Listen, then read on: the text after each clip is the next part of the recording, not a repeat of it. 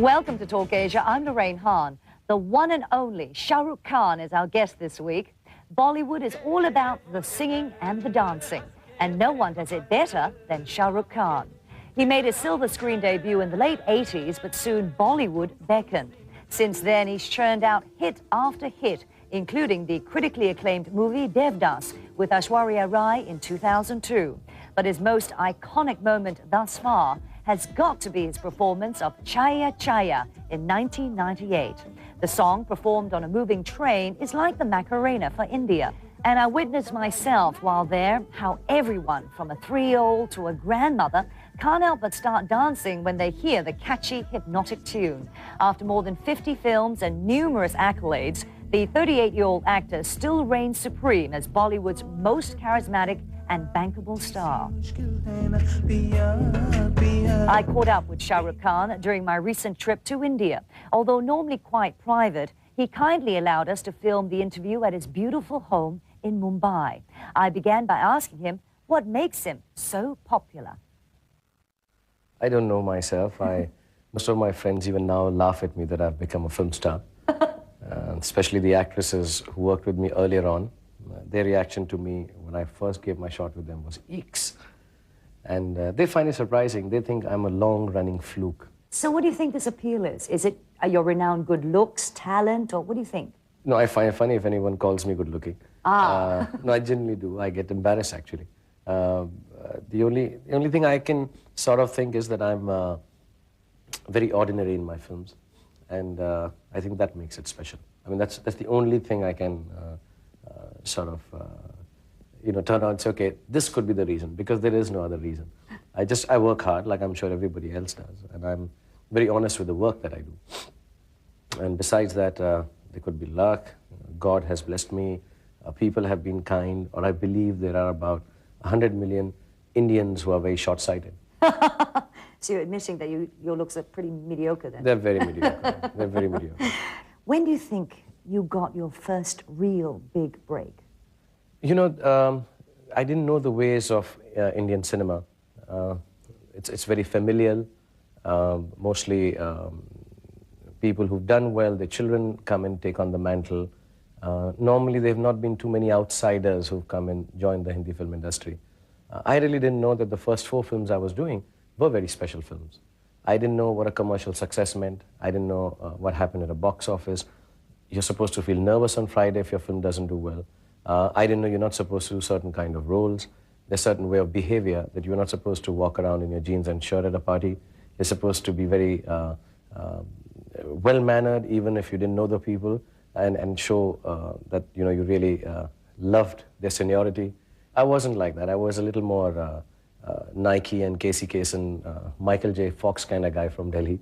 So they found me a little irreverent. But I really don't know when it happened. One fine evening I was shooting just right here next to my house in a studio. And the director looked at me and he said, "You're a star." So I was taken aback, and he said, I went to a barber and they asked me, would I like a haircut like Shah Rukh Khan, which means in India you're a star. So it happened, I think, with the first few films. They did very well, with really no input from me as far as the commercial success was concerned. I wasn't really aware. Right. Now, from the first movie you've done to, let's say, now, did you ever imagine you could be this successful? Oh, even now, when somebody asks me that, you are successful, I find it strange. I don't know. I'm not being modest when I say that. So I try to sound immodest and I say, no, success is if I'm Jackie Chan or Michael Jackson. And people think I'm being immodest, but it's just that I don't understand what's happened in the last 13 years, which is the truth. I've written a book now, which I want to publish, which really just says that. I really don't know how it's happened. I don't know whether I'm successful. Yes, I have made a lot of money. I have a lot of respect. My films have done well, and I know there are loads and loads of people who look up to me and really love me. And I just, it's like a strange dream. And I had never thought this is success, or I don't have a standard that if I got a BMW and a big house and 11 Filmfare Awards or a national award, that I'm successful. So I just get up in the morning and I do the same stuff. And I think that augurs well for me, because I'm not caught up with the peripherals as yet. I'm really enjoying getting up in the morning and going and shooting exactly the way I did 13 years ago. Is there a difference between, let's say, a Bollywood star and a Western star? Are you taken differently? Or? I think the way the audience takes the Indian film star is a little different from the way the audience takes the Western star there. We are considered like demigods here. And the reason is not because we are better or good. It is because there is no other mode of entertainment in India. Right. So you need to be a little more demigod-y, being an Indian film star. And you need to be a little more mystical, and you need to be a little more enigmatic. It's not just a job, at least for the audience. As a matter of fact, a few actors like me in the recent past have started demystifying being a film star. But otherwise, it's a blessing from heaven that you're a film star here in India. And I think people do treat you with a lot more respect. And the press still hasn't become like how it is in the West. They don't take pictures of us in low skirts with funny celluloid showing as yet. Right. They respect us for that. And I think that therein lies the difference. As far as the work ethic and culture is concerned, whenever I've met some of the other stars there or seen them work, I think it's more or less the same. Only they can't dance as well as us. Okay. Up next on Talk Asia, how did it all begin for Shah Rukh Khan? And as a Muslim, the challenges he faced when he married his Hindu wife. Welcome back to Talk Asia and our conversation with Shah Rukh Khan. Because of a sporting injury, Bollywood's biggest heartthrob decided to take up acting during his college days to help pass the time. For 6 years, he worked with a local community theater in New Delhi, his home base. After his mother passed away, he traveled to Mumbai, signing up for 4 films in one day, and the rest, shall we say, is history.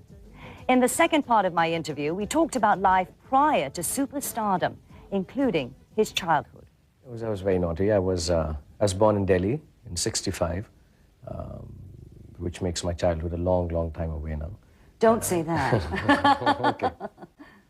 And I was very naughty. I was more of a guy who wanted to be in sports. I was like a regular guy who didn't like girls till he was in 10th, 11th. What a shame. Yes.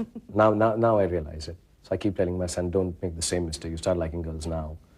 And I was into sports. I used to play a lot. I used to trouble my teachers a lot. I was very, very naughty. I was very naughty. Now, your parents weren't very artsy, right? I mean, Dad was a lawyer, your mom...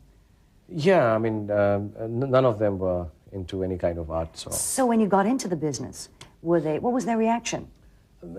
My father wasn't alive to see it. I think he died before I sort of started doing this. So I was 15 when he expired in '81.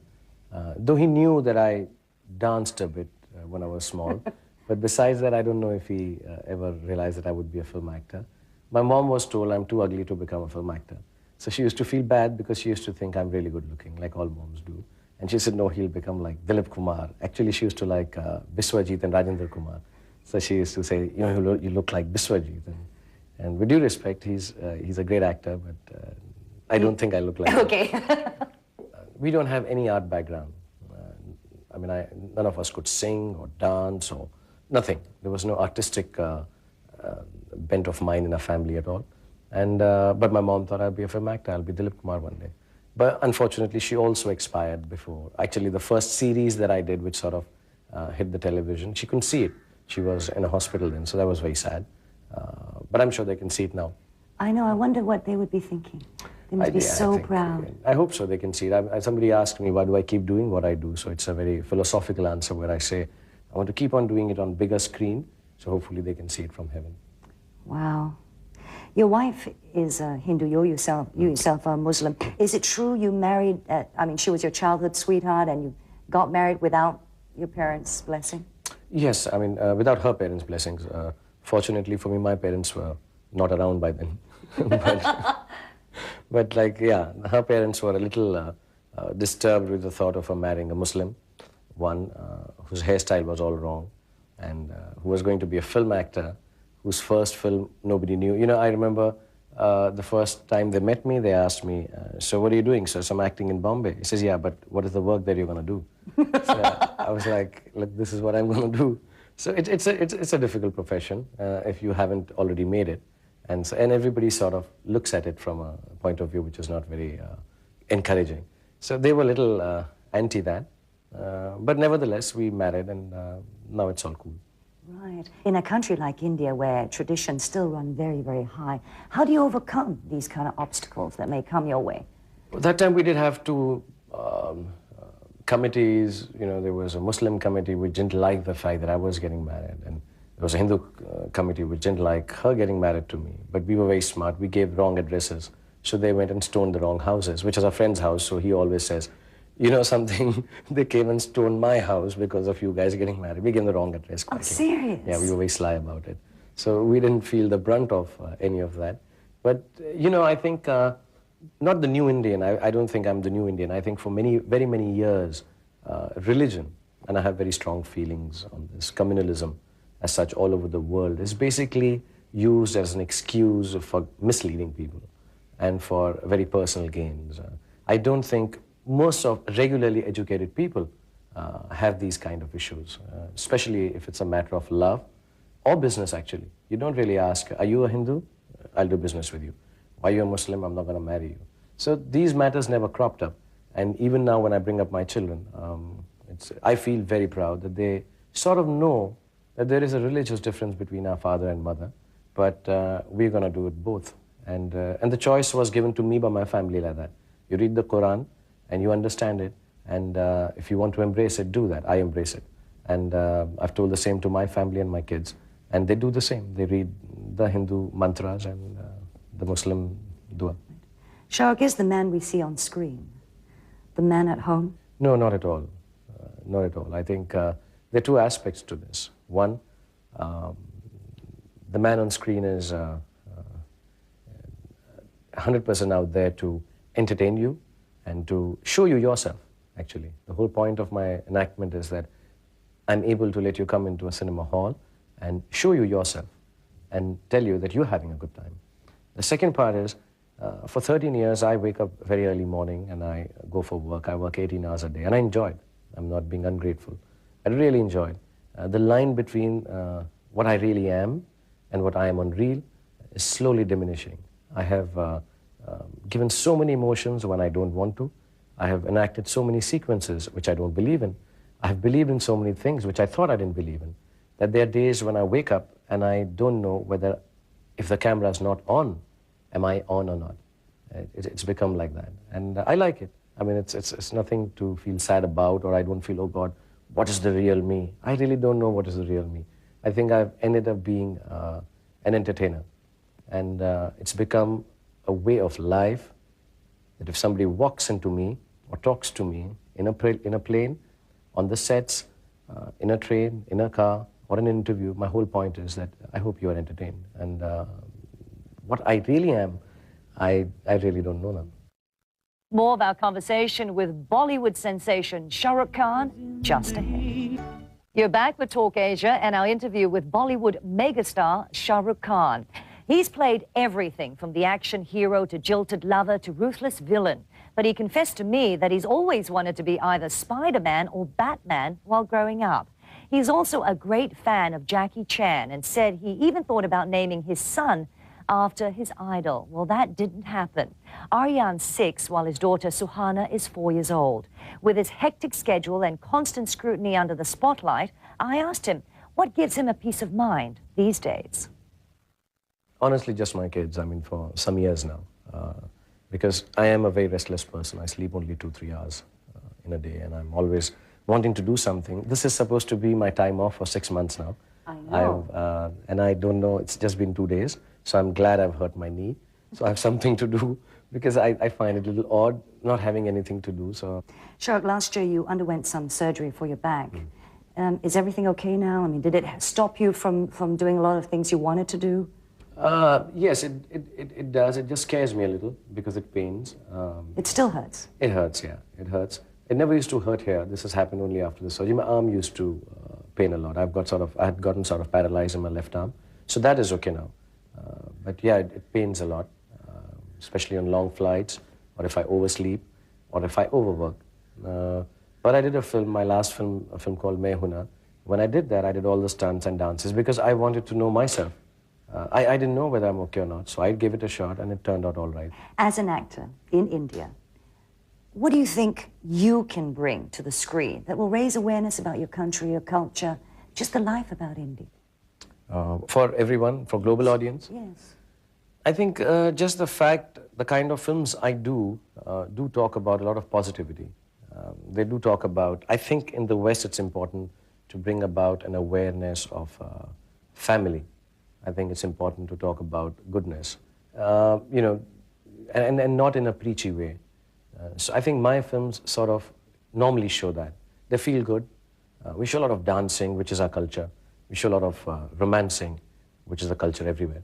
And kissing nowadays, right? Kissing nowadays. I don't kiss, I feel too shy. So the first thing I tell my scriptwriters is no kissing and no love-making scenes. I get How very about shy. just the neck? Neck, I do it very well. No, nobody does it better than me. So I think, yes, the film should just let everyone know that there's a lot of goodness in the world, and that's what my films do.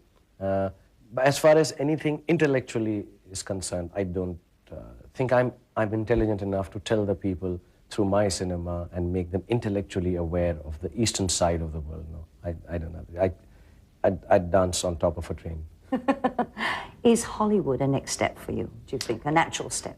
I don't think so. There's any need or I have any USP that can include me in a Hollywood film, unless the film is called Brown Indian. And if there's a film being made by a Western filmmaker which requires an Indian actor because his subject is such, maybe then I could be considered.